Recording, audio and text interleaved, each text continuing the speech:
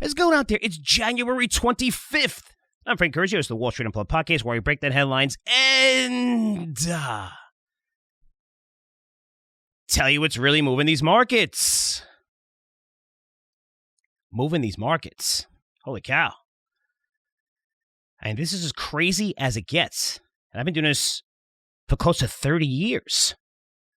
But if you look at Monday, when the market sold off incredibly, and it's starting to sell off a little bit right now, but it was down 4%. And at that bottom, with the Dow down 1,100, S&P down, 4%, pretty much, 3.99% at the bottom, 90% of all stocks were down. You need to think about that for a minute. 90%, 9 out of every 10 stocks. So this is a broad, massive sell-off. This isn't risk-off only. They're getting nailed more than anything. But you're just seeing a total sell-off, which means, there's a lot of leverage coming out of this market. But what do we see? The markets came roaring back, erasing that 4% loss completely. And just put that in perspective, the last time we saw a reversal like that of 4%, 4% reversal in one day was in 2008 when Lehman failed. It's not a good thing, right? When you see moves like that. Even though it came back and positive, and maybe this is the bottom, now we're at Tuesday and the market's down another 2%. It's not down the 5% it was in one day. But when you're comparing things to one of the worst periods and one of the most uncertain times, it shows you how crazy it is. It shows you how dangerous this market is. But this particular market is one of the worst I've seen. You say, well, we had COVID. Market crashed 35%. Credit crash 2008. The tech crash 2000. I was even around for the 87 market crash. Holy shit, am I old. And why would I say this market is worse than those? Because if we look at COVID, to me, it wasn't difficult to see what was going to happen. Right? We're going through a pandemic. Holy cow, first time we've ever done something like this and lockdowns. But even before that, China closed. China was the growth engine of the world. You're going to see profits come down. We just didn't know at what extent. And the uncertainty of something that is a black swan event that we're like, holy cow, we've never seen anything like this, lockdowns, masks. You see it, though. You understand the reasoning why there's so much uncertainty, why the market come down. You see it. If you look at the credit crisis, same thing. When we were going through mid-2008, finally, right, when Lehman failed and the whole market crashed, right, first went up, everybody was happy. Yeah, you let Lehman fail, that's cool. Then the whole market crashed and the whole financial system seized. You started realizing the extent of the damage, where the Fed had to come out and do different things, and they had to backstop the market. But you understood that, right? You saw it, and you're like, holy shit, you understand why the market's getting murdered. Even in the tech bubble, right? NASDAQ crashing 70% over a 2-year period. Holy cow, horrible. And the Fed wasn't there to just throw money at everything and bail everything out. They just let it crash, which is different from what they do these days, right? You're not even allowed a recession. But I also got it. Since a lot of those tech companies, some of them had billion-dollar valuations with like 4 pages working. Right? It was just early stages of the web. In 3-4 years, everyone was starting new companies, the funding. It was crazy. I mean, most of these guys were barely generating any earnings at all, and some of them weren't even generating sales. But if you look at today's market, these tech companies, these giants, they generate tens of billions of cash flow right now in this market and expected to generate that over the next few quarters, even in this environment. So technology today is a lot different than technology then. You can't look at back then and say, well, they traded 40, 50 times earnings, and they're only trading at 25 times earnings today. But they were trading that high. But it's these guys are generating, they're growing incredibly fast, and not all of them are trading at 40, 35 times earnings. I mean, you're looking at some good technology companies trading below 19. The average company right now in the S&P 500 is trading around 19 times forward earnings. But even when I go back to the NASDAQ and seeing that during the tech bubble in 2000, like you kind of understood it, right? You saw how bad things were, and eventually that was going to happen. Now, today, it's different because we've seen this sell-off since November. And outside of November, there hasn't been any news that is surprising. So we're seeing the risk. We understand the risk. And yet we're seeing, it feels like 1% to 2% downturns in the markets every single day.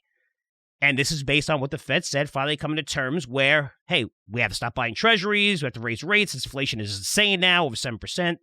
Again, almost anybody knew that outside of the Fed, right? We're all seeing it, we pay our bills. But you're looking at this risk is already on the table. We already know this. So most of it should be priced in, right? And when the Fed made that surprising statement that inflation's not transitory, we're going to aggressively raise rates. I mean, look, we were adamant about that going in and saying, wow, the Fed is going to have to raise rates. It should have raised rates a year ago. It's not transitory. And we're talking about once this happened and once the Fed reversed that, this is a fundamental change. I use that term a lot in these podcasts. It's a fundamental change in the marketplace. Things are different now. The Fed can't go in and just bail you out. They're taking money out of the system, almost have to force a recession, raise rates, stop buying bonds, all this. Right? It's the only way to control inflation, taking money out of the system. Stop handing out free checks on the fiscal side. And a lot of this is going away. Also saying you should be buying puts to protect your portfolio. With that said, I had no idea it would be this bad and this quick. No idea. I was wrong on that. I knew meme stocks, and I was talking about AMC saying it should be trading around $5 and wherever it went to, 30, 40, 50, 60, 70. I mean, if eventually numbers matter.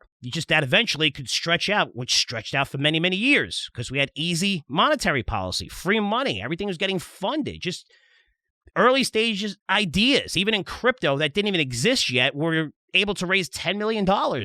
Like nothing. That's what happens when you have low interest rates, easy money policies.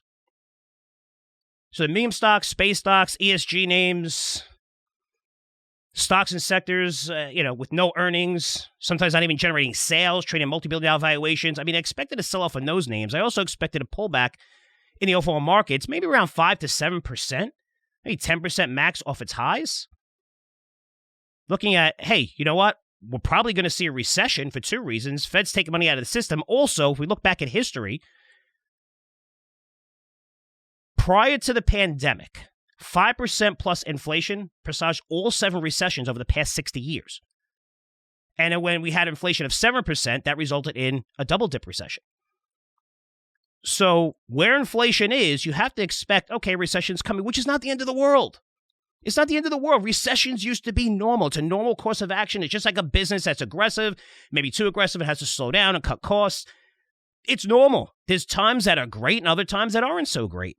Right? It can't be great all the time. The Fed was there making everything great all the time, making it very easy. Oh, we have problems, keep interest rates low. Everything's at record highs. 1 year ago today, earnings hit record highs. 1 year ago, home prices record highs, net household wealth record highs. All this shit's at record highs. Every asset class at record highs. And what did the Fed do? We got to buy more bonds. They injected so far close to $19 trillion into this market, just in the U.S. alone. And $10.5 trillion came during COVID before January 2021. Another $9 trillion when asset prices were record highs and everything was going through the roof and another $9 trillion was injected into this market, which is insane. They should have been raising rates a year ago. Now they're behind the curve. They're well behind the curve. But you look at the S&P, the NASDAQ, great companies that reported blockbuster earnings last quarter and raised guidance, they're down 20% from their highs. Most Dow components, 52-week lows. Russell is down over 20% from its November highs. We're talking 2 months ago. What does that mean? It means many stocks within that, if you look at the mean, are down 30% plus from their highs. Again, just over the past 2 months. Okay, when you have COVID, when you have the credit crisis, you get it. When you have a Fed that just said we're changing policy, and they said that 2 months ago, and to see that's the same risk everyone's worried about right now as this leverage is coming out of the market and everything is selling, it's crazy. Because there's not just these high-risk companies that are getting crushed. Yes, they're getting crushed more than the rest of the market, but there's a broad-based sell-off in everything. Again, we saw that at Monday at the bottom when 90% of stocks are lower. Holy shit, that's unheard of. Like, that's a catastrophe. That's like we're going to war, Russia type thing. Like, everything, sell off everything. I mean, it's insane when you think about it. But it's something I've never seen in terms of, just a massive pullback in the market on really no new news.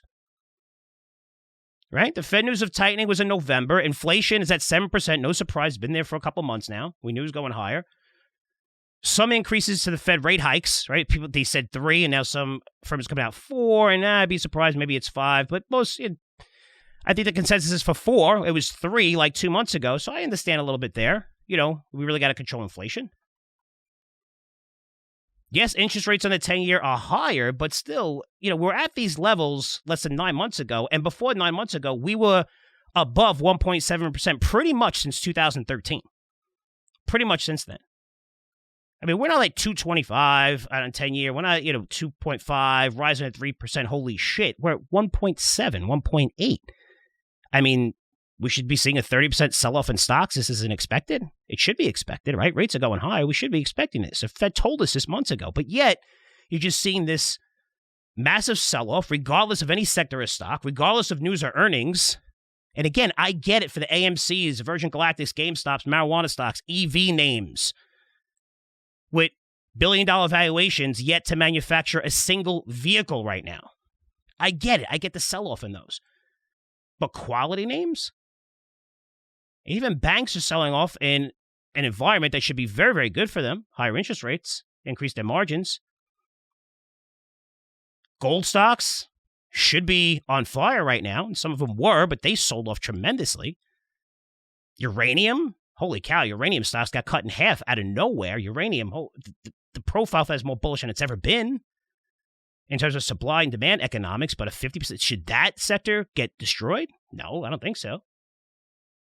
Even gold stocks, Bitcoin, again, banks, these should be solid hedges in an inflationary environment, and even these names are getting destroyed because you're seeing leverage come out of the market and everybody sell. That's what happens. It's just kind of weird considering we don't have this massive, massive problem. Yes, we could go into recession. Yes, we should be down maybe 10% off our highs, but 20%? Stocks down 30% from their highs? Now, I know this is dreary. It's a terrible and ugly market. A lot of you have stocks in your portfolio down 30% plus, and I bet, even based on your emails, a lot of you are close to saying, you know what, F it, I'm going into cash. I'm done. I can't take it anymore. Before you do this, I'm going to say something. When it comes to small cap stocks, this may be one of the greatest buying opportunities I've seen over the past 10 years. I know that sounds insane. You're watching stocks get crushed. But buying on extreme sell-offs always sounds crazy, even though everyone says you're supposed to do that. That's what the best investors do. Best investors buy stocks when they're cheap. They buy distressed assets that they know they could turn around. So look at this sell-off as an opportunity because every name is getting nailed. And you know as well as I do, not every name deserves to get nailed. Some of them got good balance sheets. Some of them got good management teams. Some of them have great growth profiles in the right secular growth markets. They're seeing earnings strong. They raise guidance. They're getting nailed because leverage is coming out and people are selling no matter what. That's an opportunity. But keep sticking with me here before you think I'm crazy. So you look at the small caps, which have been annihilated since November, down over 20% from their highs. Okay, that's the entire index, not just, a couple of stocks. And the mean's probably 30% on average. The stock is down. But you're looking at the Russell down 11% just this year. We're 3 weeks in. Think about that. 11%. So to put this in perspective, the Russell is trading now at a 30% discount to large caps. That's a bigger discount than the credit crisis, COVID, and the largest discount since a 2000 tech crash. Again, which is absolutely insane. I'm not saying all small caps are a buy, but there's lots of names, literally dozens of them, solid balance sheets, great management teams, and growing earnings in the middle of those secular trends, AI, 5G, data analytics, digital sales, digital marketing, crypto, metaverse, autos. I'm not just talking about EVs, but those that supply and chip suppliers. I mean, those companies got nailed as well. Some of them down 25, 30%. I mean, auto companies have a lot of cash, especially if you're looking at Ford and GM. I mean, every one of these guys is going all in, spending tens of billions of dollars. Ford literally said we're going to spend $30 billion on new technologies, but just building these cars, that's going to result in a massive profit stream coming in for many, many years as everyone goes EV. I mean, that's not going to change. Should these stocks be down as much? And some of them, again, who just have crazy valuations, yes. But the chip companies, these guys got good fundamentals. Some of them, even in small cap land, pay a dividend. And they raised their dividend last quarter, and they're showing massive free cash flow. Should these be down 25, 30% in this market? Is this a COVID credit crisis type of sell-off? No, it's a change that we all see coming. We all knew coming, and maybe we think it's going to be a little worse than expected. But this sell-off is crazy, especially for many of these small cap names. And one day I'm recommending CVO tomorrow, the biotech that has 10x to 20x plus potential. So you listen to my podcast, you listen to me for decades maybe. I don't throw around numbers like that. But this is a stock that has fallen 35% along with the rest of the market, especially biotechs got annihilated. And they're about to release phase 2 data, which I'm expecting to be positive, not because I have inside information. It's because its primary endpoint is going to be super easy to achieve based on their last study, which is extremely positive. Now, I don't throw around the 10x, 20x potential gains, but this technology, this company is competing with the number one selling drug in the world. If they get it right, sales are going to explode over the next few years. If they don't get it right, yes, you're going to lose money on the name. But now that it's down 35% from its highs and you still have that upside potential, the risk-reward profile is much, much greater. And these are the names I'm talking about.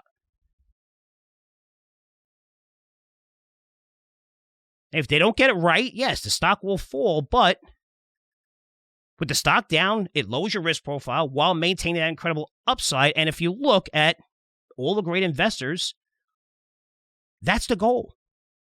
Maximize your upside while taking as little risk as possible or lowering that risk. And this is the opportunity. So I know you're seeing a lot of stocks in your portfolio that are down tremendously. And you're like, holy shit, should I just sell everything? But for me, most of the risks seem priced in here. I mean, small caps, so many great opportunities. And I understand we're going to see slower growth. I understand the Fed is tightening while economy earnings will slow. I get it. But here's what, and I don't want to say like a lot of people don't get, because I think some people get it, but here's a few things that you need to be aware of. So being down 20% in the Russell about 2 months, similar to the NASDAQ, which is getting crushed off its highs, at these levels where we're trading right now, it's not just pricing in your normal typical recession, which, again, we're not used to seeing because the Fed doesn't allow it anymore. They bail us out of everything. But where we are, this is pricing a very severe recession. And that's what any downside or further downside implies from here. And it's simply not the case. Now, you look at Omicron, it's about to disappear. And we're talking about a month or two from now, this isn't going to be a story anymore. We've seen it. We have the profile. We have, you look at the UK. You look at South Africa. I mean, look at these numbers skyrocket immediately and disappear completely. There's a lot of positives here, where I think mask mandates are going to go away in 3 to 6 months. It opens the door to traveling, less fear. I just went to the Bahamas. Guys, if you're traveling internationally, holy shit. You really have to be tech savvy. Yes, you have to get tested before you go, a couple days before, tested before you go back. Omicron's very easy to get. Sometimes you don't even know you have it. And if you have it, you're going to be at another country for at least 10 days. Maybe 7 days now, whatever it is. And that's a real pain in the ass. But having to download this and take 40 minutes to go to fill out a Bahamas visa and then go to a specific app, depending on who you're flying, where you have to verify all this information and put it on there. And then you have the test results that they email you. And on the app on your phone, they're like, well, you have to take a picture of that, the barcode. You can't take a picture of it. So you really have to go on a computer because you can't bring it up. Then you have to save it to your phone, which a lot of people don't know how to do. It's not that easy to save something to your phone, a file to your phone. It is for some people, but think about older people. And these are the people that travel the most. But you look at the Bahamas, when I went there, they said they have a 50% unemployment rate, 50%. And the hotel that I stayed at, which is beautiful, was completely empty. 80% of it, 85% empty. I have no idea how they're not bankrupt. But what I do know is in America, things are getting better. We like to travel, and things are going to open up a lot more over the next 3 to 6 months. And that's going to open the door for a lot of these countries who generate a lot of money from tourism.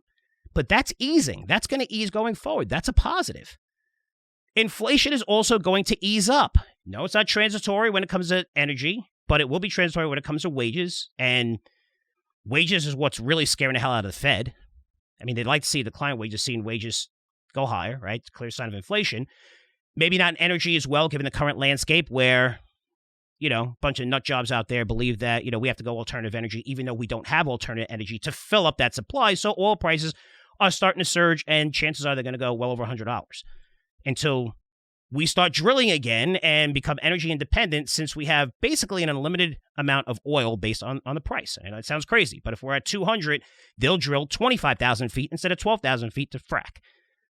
I've been to these areas. We have a ton of energy, so much so that when natural gas, which is a byproduct of oil, they're burning it for free, which they're not going to do anymore because natural gas prices are higher. They could sell it. But the fact we're restricting that, and I understand the whole climate change shit, I don't want to get political here, but it would be nice to have renewables to replace this before we start cutting back on oil.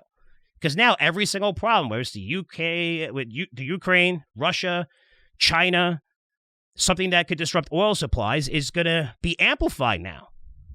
And the fact we're sitting on this much oil and not being able to drill it is crazy. That's going to result in higher prices. But if you look at everything else in terms of inflation, home prices are starting to fall. You're going to see food prices start to fall because people are going to change their habits. They're not going to pay. They used to pay $60, $70 going to maybe, their local restaurant for burgers and fries with a family of four. Now they're paying, $80, $90. Eventually they're going to say, hey, you know what? That's not worth it to me. I do see food prices coming down. You're going to see the supply chain bottlenecks, which has caused inflation, ease. Because Omicron's going to die down. I mean, a lot more workers working on to get things out a lot quicker at the ports, but also you're going to see slightly slower demand. Now, with the Fed taking leverage out of the market, but supply chain, something I follow religiously, is getting better week after week, especially in the auto sector. You're seeing it get better. That's a positive. Earnings season is going to be pretty solid. 8% expecting on earnings. That's pretty cool. Yet you're going to have names like GE that just warned today, DocuSign, others that don't get it done, just like you have every earnings season. They're going to get nailed. But even on the large cap front, when I look at a company like Roblox, I mean, Roblox is not the same as Rivian. They're both trading around whatever, $75 or so, wherever they are. Roblox has a $40 billion valuation, but generating close to $2 billion in sales. And those sales are growing. Their users are growing. The amount of time spent on that platform is growing. Plus, you're seeing companies like Nike and others, because they have the whole metaverse set up already, are asking Roblox to build this Nike world, which is a great growth model. It's where the world's going. You don't see a $1 trillion company like Meta or Facebook change its name to Meta without really knowing for a fact of how big this trend is going to be. And they have a pretty good track record of getting into things early. But then you have Rivian with a $60 billion valuation generating $1 million in sales the past 12 months. Two totally different companies. Should they both be down over 40% from their highs? No. I think Roblox is a screaming buy here. Could it go lower? Absolutely. But if you're looking 12 months, 24 months, this is a great name at this price. I mean, it's just $120. Now it's what, 70, 75? Should it be in the same boat as Rivian, who really has high expectations? And I believe they do have the best technology in battery space, in the EV space. But there's huge expectations for Rivian, and everyone else is coming out with EV vehicles at the same time. And Roblox is almost on an island by itself. Yes, you have Meta, but how many companies, they're doing their own thing. This is a people saying, hey, you know what? I believe in the metaverse. Where do I go? Roblox. Maybe there's Decentraland. Maybe there's Sandbox. There's not a lot of options out there. Where this stuff is ready, you could build it right away. Looking at Best Buy at a 52-week low. Best Buy's at a 52-week low, trading at 11 times forward earnings. The market's trading at 19 times forward earnings. They're growing earnings at 20% year over year, right? That's what we're expecting over the next year, 20%. Even if that slows to 10% and 11 times forward earnings, should be trading at a 52-week low. More people buying homes. Yes, it's slowing, but they sell a lot of smart home technology. TVs flying off the shelves. You have AR, VR, massive trend. New phones being sold through. I mean, they have a nice growth model there. But really, should that stock be trading at a 52-week low and down 30%? I mean, you're looking at those Monday lows. And again, 9 out of 10 stocks in the Monday low, 9 out of 10 were down. But that marked it. When we were at the low, that marked the worst start to the markets in 90 years. And this wasn't due to COVID. This wasn't due to some crazy credit crisis, over leverage. Yes, we're leveraged here, but it's all based on something that we see coming. that risk we see coming. And yes, inflation's going to be a little bit worse and maybe it stays higher than expected. But the Fed, look, they may raise rates right away. They're looking to raise rates right away, but they might halt it and say, look, we'll see inflation go a little higher because we can't afford the stock market to go down 30, 40%. You know the Fed's not going to allow that somehow. They really can't do much, but maybe they're like, okay, we raise, we stop the bond buying, but we don't get too crazy and maybe push it out a little bit. Who knows? But there's a lot of positives to this market where not everything should be down this much. And the opportunities I'm seeing are incredible. And I like being an optimist here because everyone on CNBC who was totally freaking optimistic in November and even when the market sold off, oh, it's great. We know the risks. Everything's great. You got to buy Snowflake at 350, which is wherever 250 today. Now everyone's more nervous than they've ever been, which is, typical for TV, right? I mean, they're going to tell you, how they feel after something happens. The market's crashing. Well, you should sell. Well, you should have told us to sell 2 months ago. But now you're watching all the headlines, the leverage coming out of the market, a lot of stocks getting nailed, bad news, and that's all you see, and everyone's reading, worried about their portfolios. Times like this is when you want to be a buyer. You don't see it often. Where a total sell-off results in great names falling 30% plus. It's happening because leverage coming out of the market resulted in every asset or stock being sold. I mean, I could see that during COVID where the markets got wrecked from mid-February through March 8th. And they got wrecked, and I understood it. But then stocks fell another 17% over the next week. The S&P fell from 2,700 to 2,200 from March 8th to March 15th. Did we deserve that big of a sell-off? No, that was a capitulation, the puking stage. Holy shit, we got to get out of the markets. We saw the same thing during the credit crisis, where stocks looked like a screaming buy in December 2008. And if you look back, it was. The S&P 500 was at 900. And what is it, at 4,300 today? It was a screaming buy. So many people said, that's it, we're good. But people forget from December to January, the S&P 500 went from 900 to 666 at the lows. Okay, about 2.5 month stretch. So the markets fell another 25%. A lot of that was just people, leverage coming to the market, we have to sell. And that provided an unbelievable opportunity. I mean, not only was it an opportunity when you at 900, but yes, you dealt with that huge, market collapse, 25% plus from January to March. But man, look where the market, you had to wait pretty much 6 months to really see this market take off from there, and it just kept going and going and going. So my point is, take advantage of the sell-off. Don't go crazy. Don't go reading crazy headlines. Don't go nuts. And we know the risks ahead of us. We could see them. I've been warning you about them. Higher rates, slower growth, but this is a positive for companies with what? With strong balance sheets? Those that continue growing earnings more than 8% annually? You just have to find those names. I say this, and maybe I was early saying this for the last couple of years, saying it's a stock picker market. That means you can't just throw a dart and everything's going to go up and numbers don't matter and fundamentals don't matter. You need someone that knows what they're doing that can find these hidden gems because there's a lot of great names out there that are down 30% plus. Just because leverage coming out of the market, there's forced selling, and that provides a massive, massive opportunity. I wish that was the conversation they were having on CNBC instead of saying, it could get a lot worse, it looks terrible, the Fed's going to raise it. We know what the Fed's doing. What the fuck? We knew since November. And then what? We increased it from 3 rate hikes to another one. They pushed up, the tapering timetable. We get it. It's all there. That's what's crushing the markets on something that we see. And maybe it's a little bit worse, but should stocks be down 30% plus? A lot of great names? Not on this. Definitely not on this. Especially we're going to see the market open up, supply chain issues ease, inflation slowly come down from here, which will result, hopefully, in the Fed not raising rates 4 times or just easing, not easing, but just, slowing down that pace, which is going to be great for the markets because that's not factored in. That's definitely not factored in. So there's dozens of names I'm seeing, which I'm really excited about. These are names that you're going to see make their way into my newsletters. It's going to be volatile. I'm not going to lie. It's going to be a little crazy. But over the next 12 to 24 months, the gains in some of these names that I'm seeing that collapse could easily be up 100% plus in 12 to 24 months. That's how much they sold off, even though nothing has changed within the company other than the Fed taking leverage out of the market and raising rates, which is a positive for some companies. If you have a strong balance sheet, you're paying a dividend. This isn't the worst thing for some companies. It's bad for companies that aren't generating earnings and have these crazy growth profiles that are going to grow, discounted cash flow models going out 15 freaking years, with them generating, like Rivian, $50 billion in 2033. Now you got to be careful. I mean, having access to the debt markets is not going to be as cheap. And wages rising, of course, is not a good thing because that's going to increase cost for company, but you'll see wages come down as, we see companies cut their R&D and cut back because it's an uncertain market, but a lot of this is going to be positive. It's going to bring inflation down, not down to 2%, but off of 7%.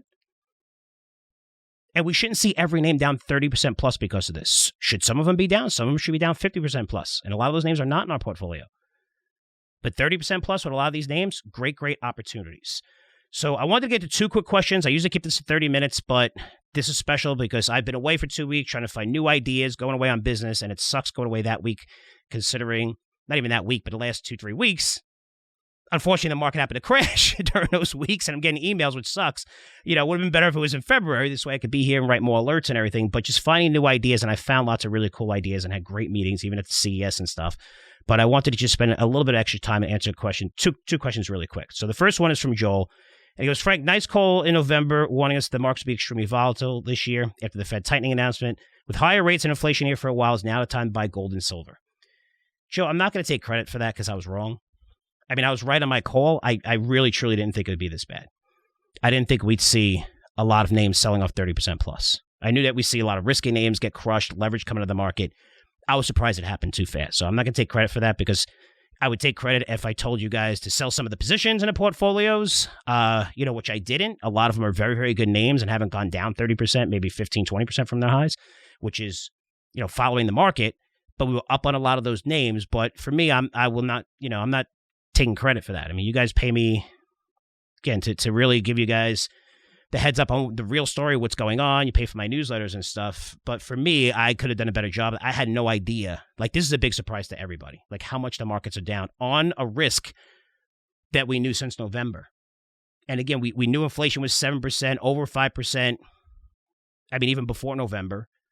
It's going to result in slower growth, leverage coming out of the market. But to see every single day us go down 1-2%, outside of Monday, which went down 4% and came all the way back. But just seeing that is a real surprise off of the same exact risk. And it just goes to show you how leverage is coming in the market, which eventually is going to be a good thing. You're going to get rid of a lot of the garbage out there. And the quality of names you're going to be able to buy at dirt cheap prices. Is that gold and silver? Absolutely. Gold has gotten crushed too, but everything, you look at Bitcoin, everything across the board has gotten crushed. You can't hide anywhere. And that tells me it's just a broad sell-off, people having to sell, margin calls, got to sell everything. But gold stocks right now, gold price going higher, it's never been a more perfect market for gold. I would make sure you have exposure to the large producers. Newmont's a great name. It's been in our portfolio. We're up a lot on already, but I still think it's a screaming buy here. A really good name. And there's others that are just going to, their costs to produce are under $1,000, like $900. And, $1,800, $1,900, probably going to go over $2,000 in gold. That's a great place to be. Also, silver's a great place to be. I'd start picking away. Again, an opportunity to buy a lot of these names that are down. Same in the uranium sector. Uranium royalty, UEC, other names. Just seeing a massive decline in these names when I don't think in the past 3 weeks, I'm pretty sure the price of uranium per pound is flat in 3 weeks. Should these stocks be down 50%? Has the fundamentals changed in this sector? Absolutely not. So that's where I'm seeing opportunities, but gold and silver, definitely, you'll see a lot of names make their way into a portfolio. Again, these are companies that, based on fundamentals, are very, very strong, go a lot higher, based on the fundamentals, not even just based on being an inflation hedge. And they're going to have the pick of the litter because a lot of these junior miners have come down, and some of them, maybe 5% of them, have really good, strong projects that these majors are going to be able to buy dirt cheap. So they're in a very, very good position. Definitely have exposure to gold and silver. Let's get to one last question here from Matt. He goes, Frank, with the Fed injecting this volatility into the market, it's clear the market is trying to price in these rate hikes. Is there any chance the Fed can announce a rate hike after this 2-day meeting, which starts today, well before the first scheduled hike in March? Absolutely. The Fed could do intra-meeting hikes if they want. I don't think they're going to do that. I think the Fed could do a lot just by talking here, Matt. They could do a lot just by talking and just saying what they're going to do. This way the markets anticipate it. Right now, the market, where it is, where stocks are, we're anticipating at least 4 rate hikes. At least. When they happen, I don't know. Will they start in May, which a lot of people believe, and then go for the rest of the year? Yes, that's a good timetable. Could they go a little bit earlier? I'm not going to say they can't. I'm doing this before the meeting, the first day of the meeting. So maybe they do it today, tomorrow. I have no idea. They could do that. That would really surprise the markets, I think. I think that would be a negative. But everyone's expecting it at their next meeting. But that's what's priced in right now. So yes, they could. And like you said, it's clear the market's trying to price this in. It's overpricing it. I mean, I think, for us to be down this much on even when great stocks are down 30% plus is very surprising to me on a risk that we know. I mean, are they going to raise 6 times, 8 times, or just go, 0.5% instead of a 0.25% hike? Maybe. I don't know. But we're pricing in at 2%, I think, by the end of the year. And that's fine. That's still very, very low by historical standards, if you look back in history. But for me, I'm surprised that the market is selling off, again, not the crazy names that deserve to be sold off 70, 80%, the Pelotons and everything like that. I understand that. I get it. But there's quality, great names that are down 25, 30% plus that are just down along with the rest of the market, and that's where the opportunity lies. So to answer your question, Matt, yes, they could come out before that, even depending on where the market is. If inflation really takes off, because you're seeing energy prices take another leg up. If you notice, you're paying gasoline prices, they're starting to go back to record highs. So maybe they raise sooner rather than later. But if you're looking at by the end of the year, that's what they're pricing in. 4 rate hikes by the end of the year. And maybe into first quarter. That's what's priced in. And let's see. I don't really see more than that. We could get more than 4. I don't know. I was betting more than 3, but I think 4 is about right. But we'll see. We'll see. And inflation eases up. The Fed's not going to have to raise rates as quickly, and that could result in a massive, massive, massive boom.